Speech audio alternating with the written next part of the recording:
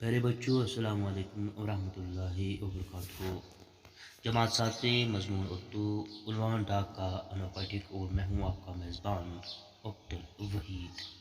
بچوں، ہم آج اس سبق کا دوسرا اقتباس پڑھیں گے۔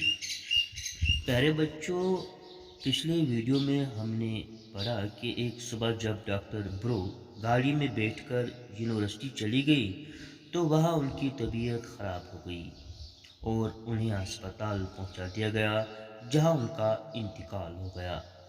حاجی اپنی عادت کے مطابق اسٹیشن پر بیٹھا رہا۔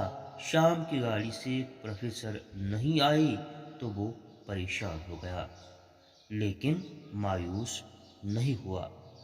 وہ اسی طرح روزانہ صبح کے وقت اسٹیشن آتا اور شام کی گاڑی کے وقت تک بیٹھا انتظار کرتا رہتا اور پھر منہ لٹکائے واپس آ جاتا۔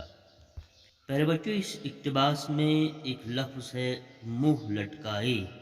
اس کا معنی ہے مایوس ہونا، یعنی منہ لٹکائے واپس آ جانا کا معنی ہے مایوس ہو کر واپس آ جانا۔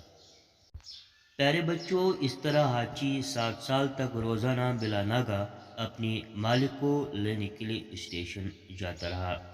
یعنی حاجی 7 سال تک روزانہ مسلسل اپنے مالک کو لینے کے لیے اسٹیشن جاتا رہا۔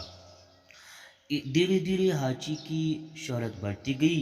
ایک دن ایک اخبار کے نمائندے نے حاجی کے بارے میں پوری معلومات حاصل کی۔ اس نے اپنے اخبار میں ایک مفصل مضمون لکھا۔ مضمون کی سرخی تھی 7 سال تک مالک کا انتظار۔ اس مضمون کا چھپنا تھا کہ حاجی کا نام ملک کے کونے کونے میں پہنچ گیا اور روز سینکڑوں جاپانی شیبویا اسٹیشن جانے لگے۔ حاجی کو دیکھنے کے لیے لوگوں کا تانتا بندہ رہتا، لیکن حاجی ان باتوں سے بے خبر اپنے مالک کا انتظار کرتا رہتا۔ اب تو سارے جاپان میں حاجی کا نام مشہور ہو گیا۔ پیارے بچوں، اس میں 2 الفاظ آئے ہیں۔ پہلے بلا ناگا، بلا ناگا کا معنی ہے مسلسل، اور ایک لفظ آیا ہے تانتا بندہ رہتا، اس کا معنی ہے بھیڑ لگنا، لوگوں کا جمع ہونا۔